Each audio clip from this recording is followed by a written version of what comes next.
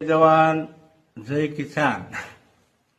આપણે આ કડલા વિશે જે આયોજન ઉપડ્યું હે એની વિશે બે શબ્દ હે કે આપણો કપા ભલે માનો કે મોળો છે અને વેપારીએ કીધું કે મોળો છે, બરોબર, પણ આપણને ભલે નીચા ભાવે આપે એ બરોબર છે અને આપણે કોઈ વિરોધ નથી. વેપારી બિચારા હારા હે, સરકારે બીજી હારી છે અને જે આ મુદ્દે લડે ને એ બધા હારા છે, પણ કપાનો નીચો ભાવ જીનમાં ઠલવે એટલે આપણને ખોળના કોઈ દી ઓછા ભાવે મળતો નથી.